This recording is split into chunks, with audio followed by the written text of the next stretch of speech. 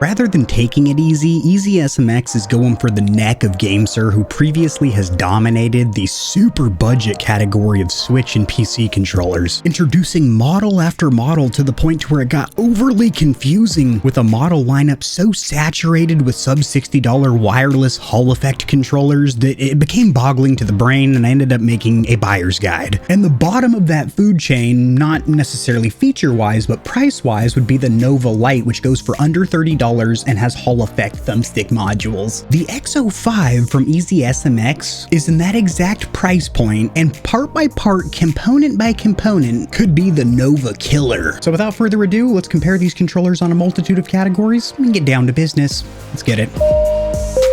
This is your controller captain. We've reached 6,900 feet. Go ahead and start flicking the sticks and mollywopping the back paddles. You don't like back paddles? How about those rear buttons? We've tested almost 100 custom and premium controllers, and we're only at the beginning. You need a thumbstick guide or tutorial on how to overclock your controller? Check out the controller playlist. Bing bong. Controller captain out. A quick disclaimer for my audience, the Stallions and Stallionettes. This controller was sent for review, but this is going to be an honest, comprehensive review. I haven't been paid or told to say anything about it. EasySMX doesn't get an early preview, and the thoughts of this video, well, the video doesn't have thoughts, but my thoughts in this video are 100% my own. And if there's any cons, shortcomings, or areas of improvement, you're going to hear about it, so these companies make better products over time. I've reviewed 4 EasySMX controllers reaching back to May of 2021. It was kind of confusing for all of us because 2 of these had a space between Easy and SMX. It's all one word, and I have made that correction to where now you can easily find all 4 of the videos, but we got the X10 Mechanic Master Ass Blaster, you got the X15 looking main, and then you got this cool looking steampunk John, which has eternally been bronzed over shoulder on the wall because it looks really cool. And then the first EasySMX video ever where I bought a couple of the cheapest controllers I could find on Amazon, which happened to be EasySMX. And I was just talking about, are they chunks of crap or not? Fast forward to 2024 and EasySMX has been busy as fuck, not as busy as GameSir. Nobody's been as busy as GameSir. GameSir's been huffing some uppers, downers, and all-arounders over there to the point to where their model lineup, it is super confusing, and there's really only like 5 or 6 controllers that you need from them or would want from any given platform, but yet there's about 20 that you can currently buy. Crazy, I know. Again, there is a buyer's guide in the controller playlist. Might help you out a little bit. Over here in the drop down for controllers, because that's what we care about. Headsets, these look like generic rebrands. Now you might be thinking, PlayStation, cool. These are all PS3. Their website is also supremely laggy. I get about a gig down on my home internet, and I'm just sitting here spinning and grinning, waiting for this product page to give me something. That's just confusing. This is under the PlayStation category, but then when you click on it, up here it just says Nintendo, Switch, and PC. So you scroll down to the fine print and learn that this is a PlayStation 3 controller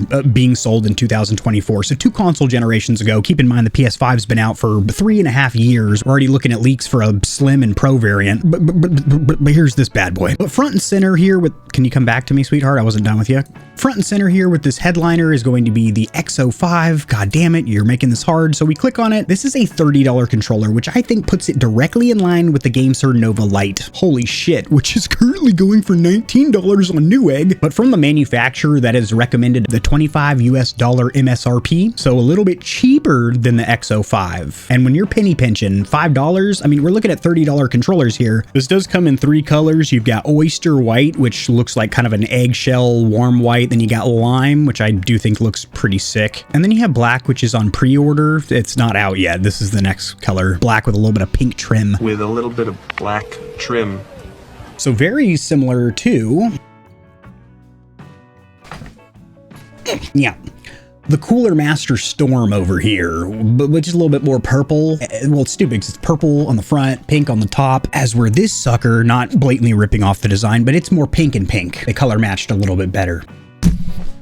Oh shit, I just smacked the mic full force. Also, I wish I didn't have low pile carpet. I wish I had hardwood floors in my house because it would make rolling around on these rolly boys a lot easier. Also, it looks cosmetically better, also easier to clean messes. Some of the key notable features of this $30 controller is, of course, it does have those magnetic Hall effect thumbstick modules, which are far less likely to get stick drift for you. Love that. I keep it real and tell you the truth that it is much harder to get stick drift, but it still can happen if you have a recentering spring lose tension on you. These manufacturers are not gonna shoot it straight like that. They're gonna tell you that it eliminates physical damage and ensures no more sticks drifting. It's bullshit, to be honest. Spit on that thing. Hall effect triggers, not nearly as much of a selling feature as thumbsticks, because one, they're not as common of a point of failure, but two, standard analog triggers do not feel much notably different than these Hall effect triggers, which are supposedly so much more precise, or at least the manufacturers tell you such. And that response, what exactly am I referring to? They are saying that within 0.1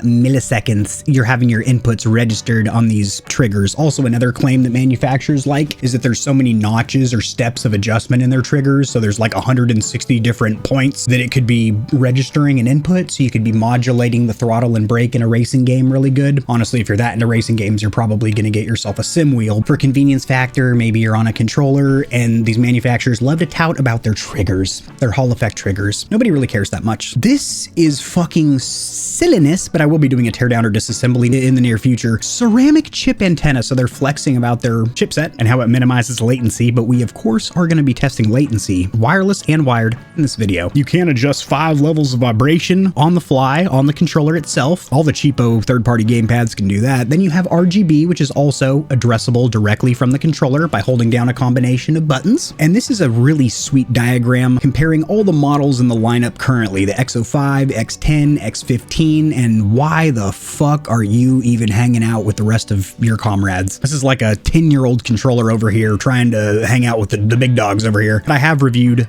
both of these controllers. They're likely linked in the description below unless I forgot, which is also a high possibility. If that is the case, just search on the channel homepage for EasySMX and you're going to get those 4 reviews. Or you just browse the channel playlist. That's where I stuff all the controller reviews. Actually, I have 4 different controller playlists. The one that says controller reviews and comparisons, that's where you're going to find the...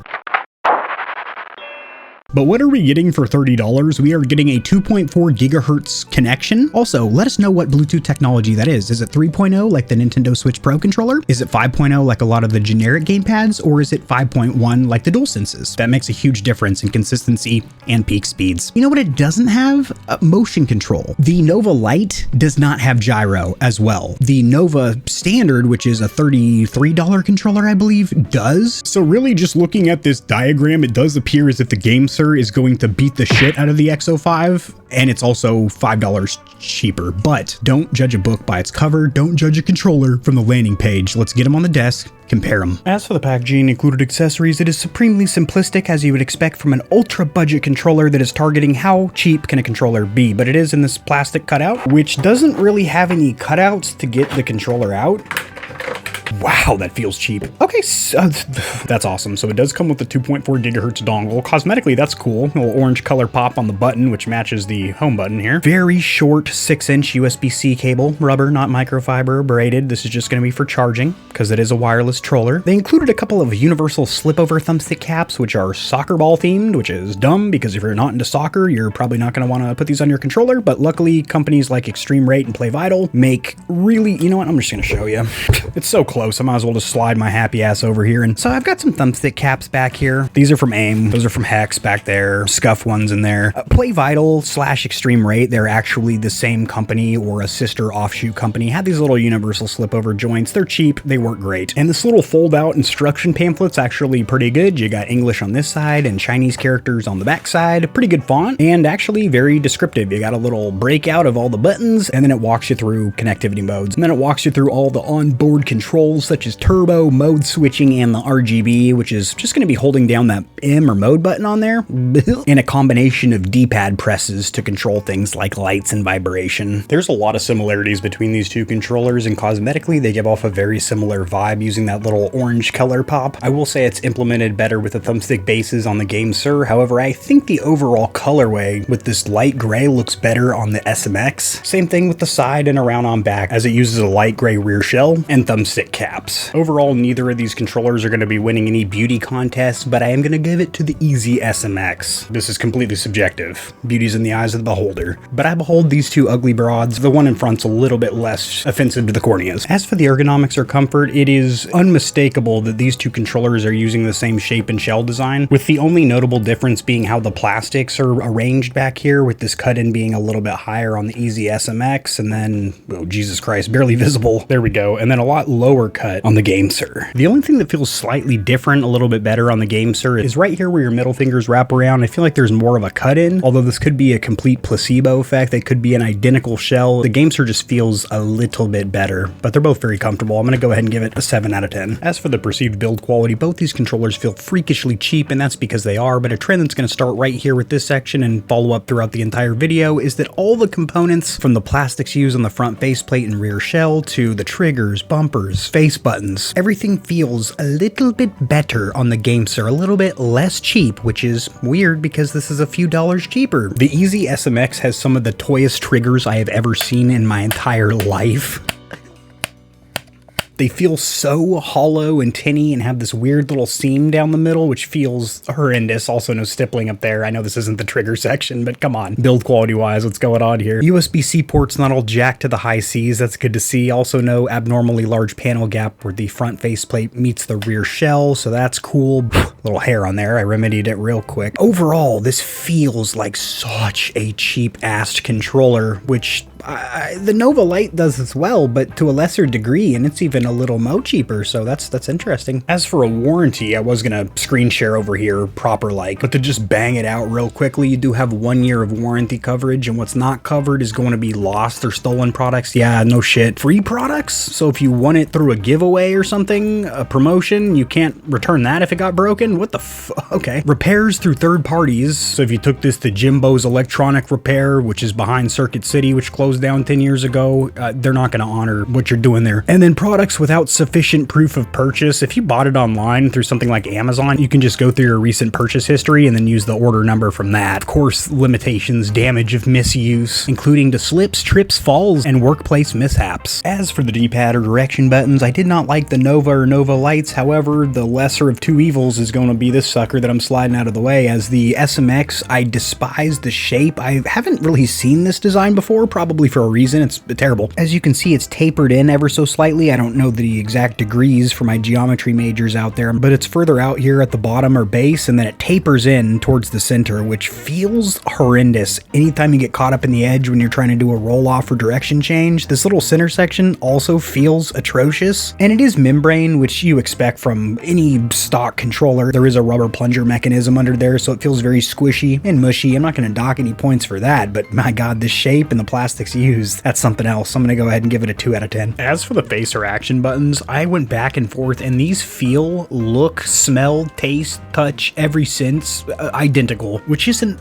a good thing by any means. These are typical membrane buttons. Size and spacing, they're pretty cramped, but I do like the plastics on both. It's this flat and matte, kind of grippy plastic. These feel pretty taut and secure, pretty quick to actuate. No issues here. I'm going to go ahead and give them a 5 out of 10. As for the accessory button suite, the sucker roared to life when I pressed that Stallion button over there, the EasySMX home button, if you shall. I like the layout more on the EasySMX because it makes, we're going to call it select/options over here. So not what would be the share button on an Xbox controller, although keep in mind, since this is Switch and PC, this is just an extra niblet for onboard functionality, such as the turbo and the RGB lighting and vibration. 5 settings of it. Why don't you? But I do like the layout more here because it makes getting to this button easier, especially if you have some kind of a control freak or cap. As we're on the GameSir, you have to reach up and over at kind of a weird angle. Also, these are angled, and I don't understand that. And the home button's larger and easier to hit on the EasySMX. I'm going to give the accessory button suite. Keep in mind, neither of these have a 3.5mm jack on the bottom. I'm going to go ahead and give it a 6 out of 10. As for the thumbsticks, they are virtually identical, not only in the bases, but also the caps. Very grippy on the GameSir, also very grippy on the EasySMX. You do have anti-friction rings on the SMX, which you'll glide along when you're at full lock on the outside of your thumbstick gates. You do not have that on the Lite over here, although the plastics around the thumbstick gates is super slick anyway, so it almost feels like there's anti-friction rings. One weird note is that the left and right sticks sound completely different when clicking them in. Now, they sound different on virtually any controller because they're in a different place, so acoustics are different in the controller, but check this out.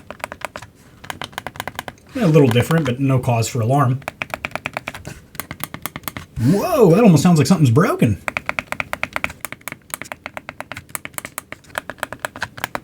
But let's take them to the PC to see how they perform in Gamepad Tester, and then after that, I want to take off the front faceplate with a partial teardown or disassembly, Phillips heads down there, on both of these controllers and take a visual look and see if GameSir and EasySMX are using the same thumbstick modules, if they've sourced them from the same manufacturer. Over here in Gamepad Tester with the EasySMX wired up, doing nothing here because in the back there is a toggle, three-way toggle if you shall. There it goes. There's a three-way toggle switching between the modes of NS or Nintendo Switch, BT or Bluetooth, and then the little icon that for show looks like a little dongle, a little USB dongle. So we're seeing these Hall Effect thumbstick modules snap back to a very nice resting value, a good neutral if you shall, of 0.00002. The other one that we like to see, another common one, is 0.00392. For both potentiometer and Hall Effect thumbstick modules, it seems like the manufacturers like to calibrate them to that. There is no weird inner or outer dead zone, as I'm feathering ever so slightly, finite movements if you will. It's being registered. Also getting to the outside of my thumbstick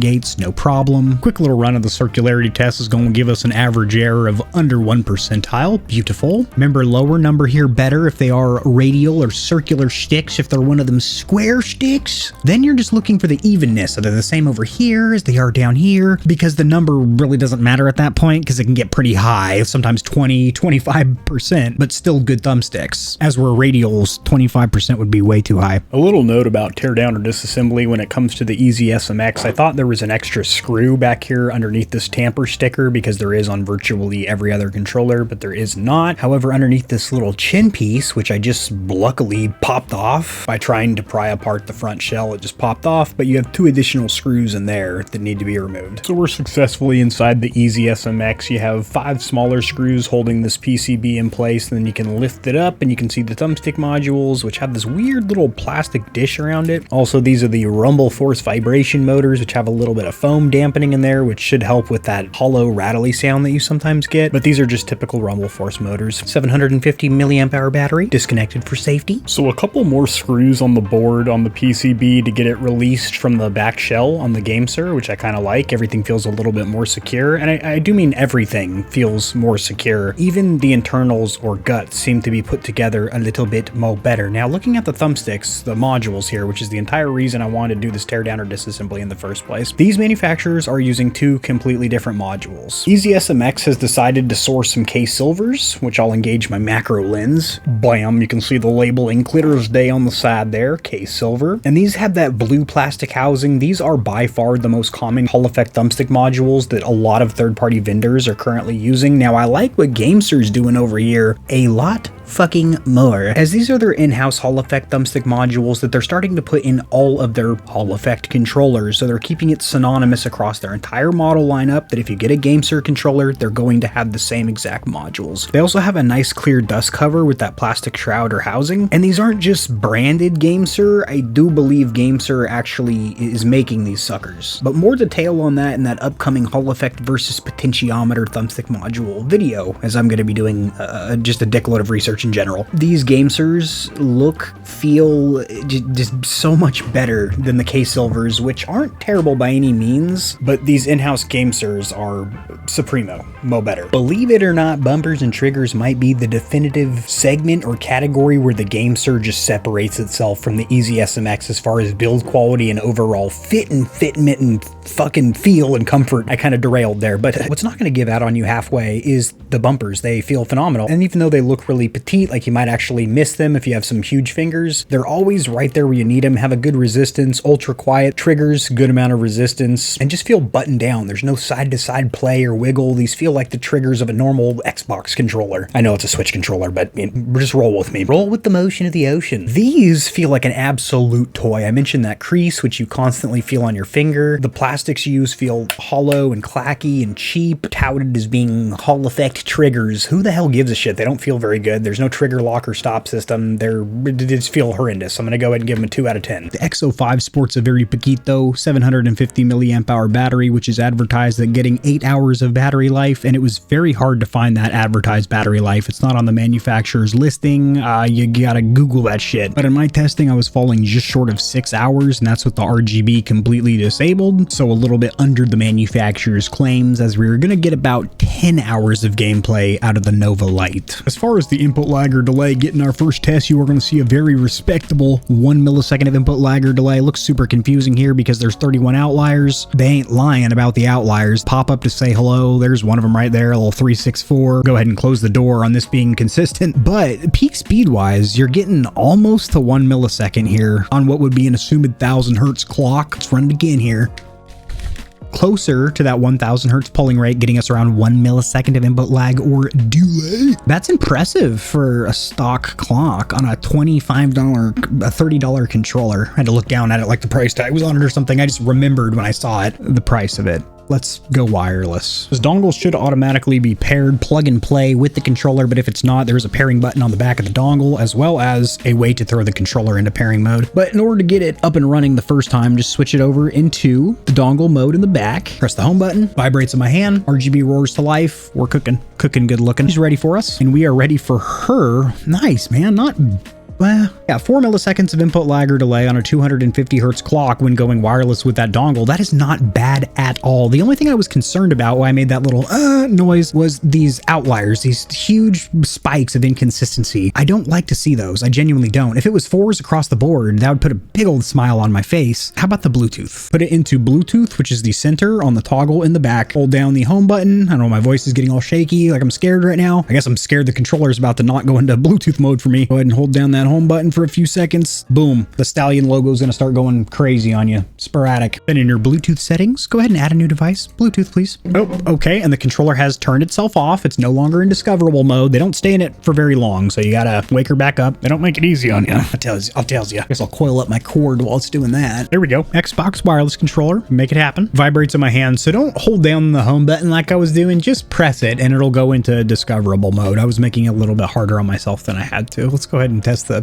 thing. Whoa! Look at that consistency, stuttering and sputtering in GPT, which we know is not going to reflect well in X input test or gameplay or anything else you want to do with a controller, because we're using fucking Bluetooth, which isn't as consistent as using Bluetooth on something like a PlayStation console. She's not even registering for me, boys. What about Gamepad LA? That's a little bit less sensitive. Detected 2 controllers, terrifying. Let's go with 1. Yep, this is her right here. All over the road, consistency wise, we're bouncing anywhere from 1, yeah, right, all the way up to about 30, 40. It definitely seems like an older Bluetooth technology, 3.0 or shinier or older. I wouldn't use Bluetooth. Just go with the dongle because it has 4 milliseconds of input lag or delay, or wired because it has 1. So you got 1000 hertz polling rate wired, 250 with the dongle. Can you overclock it? No, you absolutely cannot. When using the Lord of Mice overclocking software to try and push her to 1000 hertz, there was no results. There was no negative results. It didn't jankify anything, but it also didn't boost the speeds. So there was no benefit to overclocking. As for converter or adapter support, I am proud to report that the XB2 from Brook Accessories does work fully on the Xbox Series S and X, wired with the dongle and in Bluetooth mode. So all 3 modes of connectivity. On the PlayStation side of the house, same thing, except you can only play PS4 games. So as for the verdict, well,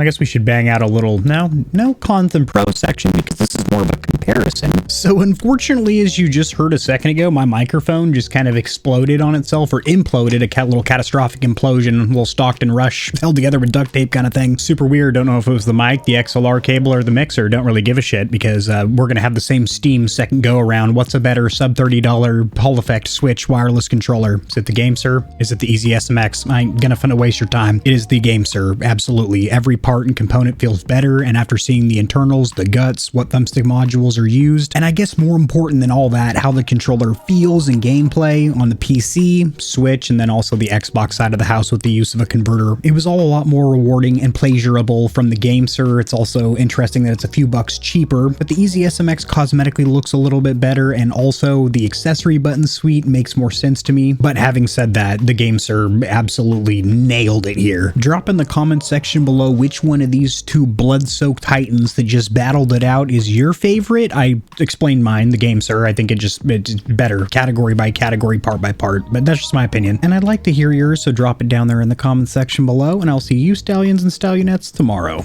Peace. If you enjoyed the video, liking it helps it to get seen by more gamers, so this information will reach and assist them as well. Much like the back of the TV, I've got plugs for all of my socials down there in the description below. And your wallet will greatly thank you if you check the description, because there are exclusive discounts on a ton of products, including controllers, KontrolFreeks, keyboards, mouse pads, clothes, and energy drinks. And keep in mind that you, the viewer, keep this channel running. The more stallions and stallionettes trotting around the stable, the better, so mollywop that subscribe button like it owes you money, and we'll have the same amount of fun tomorrow.